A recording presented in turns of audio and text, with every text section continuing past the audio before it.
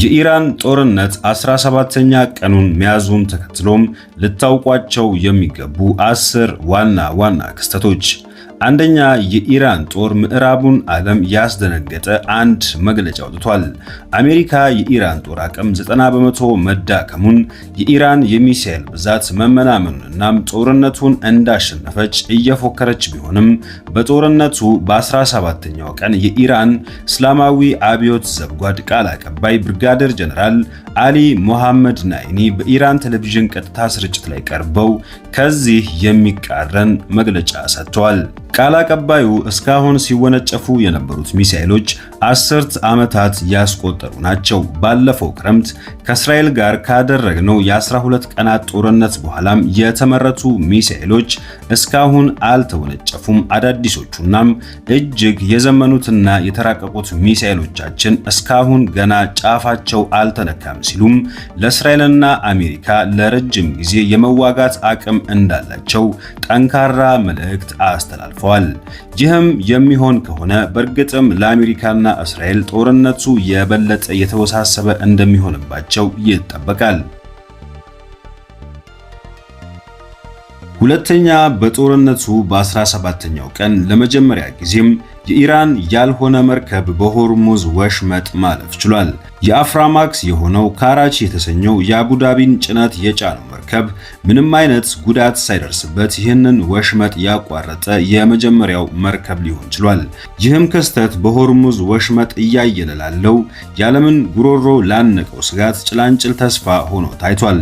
ጦርነቱ ከመጀመሩ በፊት እስከ 150 የሚደርሱ መርከቦች ሲርመሰመሱ የነበሩበት ይህ የሆርሙዝ ወሽመጥ ለ2 ሳምንታት ምንም መርከቦችን ሳያስተናግድ ቆይቶም በ17ኛው ቀን የኢራን ያልሆነ አንድ የጭነት መርከብ ያለምንም ስጋት ማለፉ ብዙዎችን አስገርሟል። ነገር ግን ከዚህ በተቃራኒ የኢራን የፓርላማ ተወካይ በኢራን ብሔራዊ ጣቢያ ቀርበው ከዚህ ፍጹም ተቃራኒ የሆነ መልእክት አስተላልፈዋል። የሆርሙዝ መስመር ፍጹም እንደቀድሞ አይቀጥልም። ጦርነቱ ቢቀጥልም ጦርነቱ ቆሞ ከረጅም ጊዜ በኋላ ቢሆንም ሆርሙዝ እንደ ቀድሞ አይሆንም፣ ወሽመጡን በፍጹም አንከፍተውም ብለዋል። ኢራን በዚህ መልኩ ከጦርነቱ በኋላ ቢሆን እንኳን የሆርሙዝ ሕግ እንደሚቀየር ለመላው ዓለም አስደንጋጭ መልእክት አስተላልፋለች። ሶስተኛ፣ የዲፕሎማሲ መሰረተ ልማቶች እንዳይመቱ በዓለም አቀፉ ሕግ የተከለከሉ ስፍራዎችን ግሪን ዞን በመጣስ ኢራን በኢራቅ ባግዳድ የሚገኘውን የአሜሪካን ኤምባሲ በድሮን አጋይታለች። ይህ የድሮን ድብደባም ጦርነቱ ከተጀመረበት ዕለት አንስቶ ከፍተኛው የድሮን ጥቃት ሆኖ ተመዝግቧል። በጥቃቱም ከፍተኛ የእሳት ነበልባል የተነሳ ሲሆን የጉዳቱ መጠን እስካሁን አልታወቀም። አራተኛ፣ የአውሮፓ ህብረት የውጭ ጉዳይ ሚኒስትሮች ትራምፕ የባህር ኃይሎቻቸውን ወደ ሆርሙዝ ወሽመጥ እንዲልኩላቸው ያቀረቡትን ጥሪ ውድቅ አደረጉም። ትራምፕ ከትናንት ጀምሮም የኔቶ አባላትና የአውሮፓ ህብረት ሀገራት ጦራቸውን ወደዚህ የሆርሙዝ ሸለቆ እንዲልኩ እየወተወቱ ይገኛሉ። ሆኖም በጦርነቱ በ17ኛው ቀን የአውሮፓ ህብረት ሚኒስትሮች በብራሰልስ ተሰባስበው ከመከሩ በኋላም ጦራቸውን ወደ ሆርሙዝ ሸለቆ ላለመላክ ተስማምቷል። በዚህም የተበሳጩት ፕሬዝዳንት ዶናልድ ትራምፕ የዩኬን ጠቅላይ ሚኒስትር ጨምሮ አጋሮቻቸውን በጠንካራ ቃላት ወርፈዋል። አምስተኛም፣ የእስራኤል ጦር ዋና አዛዥ እስራኤል ካትዝ የኢራኑ የብሔራዊ ደህንነት ኃላፊና የኢራን ጦር ከፍተኛ አዛዥ የሆኑት አሊ ላሪጃኒ መገደላቸውን ተናገሩም። ጦሩ በተጨማሪም የኢራኑ ባሲጅ ጦር ዋና አዛዥ የሆኑትን ጎሌም ሬዛ ሶሌማኒን መገደላቸውንም ይፋ አድርጓል። ስድስተኛ፣ በቀን 17 የጦርነቱ ዕለት እስካሁን 200 የአሜሪካ ወታደሮች ጦርነቱ እየተካሄደ ባሉባቸው 7 ሀገራት ሲቆስሉም 13ቱ ተገድሏል። እነዚህ ወታደሮች በኢራቅ፣ ባህሬን፣ ኩዌት፣ ሳውዲ አረቢያ፣ ኳታር፣ ዩናይትድ አረብ ኤሚሬትስ እና ጆርዳን ላይ ኢራን በፈጸመቻቸው የሚሳኤልና የድሮን ድብደባዎች የቆሰሉና የተገደሉ ናቸው። 7ኛ እስካሁን በጦርነቱ የተገደሉ ሰዎች ቁጥር 2200 ሊሻገር ችሏል። በኢራን ከ1300 በላይ ሰዎች ሲገደሉም ከነሱ መካከል 206 ህፃናት ይገኙበታል። በሊባኖስ 886 ሰዎች ሲገደሉ ከነዚህ መካከል 111 ህፃናት ይገኙበታል። ከእስራኤል ወገን እስካሁን 15 ሰዎች ሲገደሉ ኩዌት 6 ሰዎች፣ ዩናይትድ አረብ ኤሚሬትስ 6 ሰዎች ሲገደሉ አጠቃላይ በድምሩ ጦርነቱ ከተቀሰቀሰበት ዕለት አንስቶም በቀጠናው የተገደሉ ሰዎች ቁጥር ከ2200 ሊሻገር ችሏል። 8ኛ ሳውዲ አረቢያ በአንድ ቀን ብቻ 37 ድሮኖችን መክታ መጣሏ ተዘግቧል። የሳውዲ ምስራቃዊው ክፍል የሆነውና የሳውዲ መንግስት አብዛኛው የነዳጅ መሰረተ ልማት የሚገኝበት ሳይት በየዕለቱ የኢራን ድሮኖች ዋና ኢላማ ሆኖ ቀጥሏል።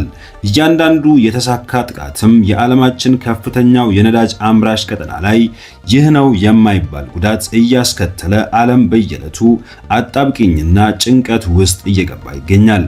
ሳውዲ አረቢያም ለ17 ተከታታይ ቀናት የማያቋርጥ የሚሳኤልና የድሮን ናዳ በሰማይዋ እየወረደ በታሪኳ አይታ የማታውቀውን ቀውስ እያስተናገደች ትገኛለች። 9ኛ የኢራኑ የውጭ ጉዳይ ሚኒስትር አባስ አራግቺም በፍጹም ከትራምፕ መግለጫ ተቃራኒ የሆነ መግለጫም በላይቭ ቴሌቪዥን አሰራጭቷል። ትራምፕ በግልጽ ኢራን ለመደራደር ተስማምታለች ብለው የነበረ ቢሆንም በቀን 17 የጦርነቱ ቀን አባስ አራግቺ ቀርበው እኛ በፍጹም የተኩስ አቁም አልጠየቅንም፣ ለድርድርም አልጠየቅንም፣ የፈጀውን ጊዜ ይፍጅ፣ ራሳችንን ለመከላከል ዝግጁ ነን ሲሉም በድፍረት ተናግረዋል። በተመሳሳይ ቀን ከሁለቱ ጎራዎች የተቃረነ መግለጫ መሰማቱም ቀጥሏል። 10ኛ ቻይና ለኢራን፣ ሊባኖስ፣ ኢራቅና ጆርዳን የሰብአዊ እርዳታ ድጋፍ እንደምታቀርብ አስታውቃለች። በቀን 17 የጦርነቱ ቀን የቻይና የውጭ ጉዳይ ሚኒስትር ለኢራን፣ ሊባኖስ፣ ኢራቅና ጆርዳን የእርዳታ ድጋፍ እንደሚያደርግ አስታውቋል። ቻይና የሆርሙዝ ወሽመጥ እንዲከፈት ተሳታፊ እንድትሆን አሜሪካ ያቀረበችውን ጥያቄ ውድቅ አድርጋለች። ነገር ግን በቦምብ እየተደበደቡ ላሉ ሀገራት የሰብአዊ እርዳታ ድጋፍ እንደምታደርግ አስታውቃለች። በተያያዘ ዜናም የአሜሪካው ፕሬዝዳንት ዶናልድ ትራምፕ በኢራን ጦርነት ምክንያት ከ2 ሳምንታት በኋላ ሊያደርጉት የነበረውን ተጠባቂውን የቻይና ጉዟቸውን ለ1 ወር በሚጠጋ ጊዜ ለማራዘም ማቀዳቸውን ተናግረዋል። ፕሬዝዳንቱ በዋይት ሃውስ ከጋዜጠኞች ጋር በነበራቸው ቆይታ ጉዞውን በ1 ወር ወይም ከዚያ አካባቢ በላይ ለማዘግየት ጥያቄ ያቀርበናል ብለዋል። ትራምፕና የቻይናው ፕሬዝዳንት ዢ ጂንፒንግ ይገናኙበታል ተብሎ የሚጠበቀው ጉብኝት ከመጋቢት 22 እስከ 24 እንዲካሄድ ቀጠሮ ተይዞለታል። እንደ ትራምፕ ገለጻ ጉዞውን ማራዘም ውሳኔ ላይ የተደረሰው ከእስራኤል ጋር በመሆን ኢራን ላይ የከፈቱትን ጦርነቱን ለመምራት ሀገር ውስጥ መሆን አስፈላጊ በመሆኑ ነው። በጣም ቀላል ነው፣ ጦርነት እያካሄድን ነው፣ እዚህ መሆኔ አስፈላጊ ይመስለኛል ሲሉ ተናግረዋል። ትራምፕ እዚህ ውሳኔያቸው ውስጥ ምንም ማታለል እንደሌለበት አጽንኦት የሰጡ ሲሆን የቻይናው ፕሬዝዳንት ዢ ጋር መገናኘት እንደሚፈልጉ አክለዋል።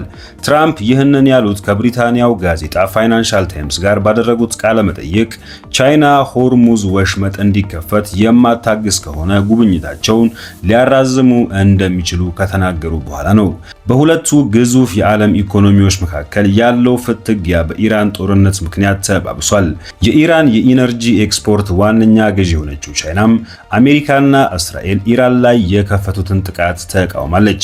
የቻይና የውጭ ጉዳይ ሚኒስትር ቃል አቀባይ በበኩላቸውም ከፕሬዝዳንት ትራምፕ የቻይና ጉብኝት ቀንና ተያያዥ ጉዳዮችን በተመለከተም ቤጂንግና ዋሽንግተን እየተነጋገሩ መሆኑን ማክሰኞ ዕለት ገልጸዋል።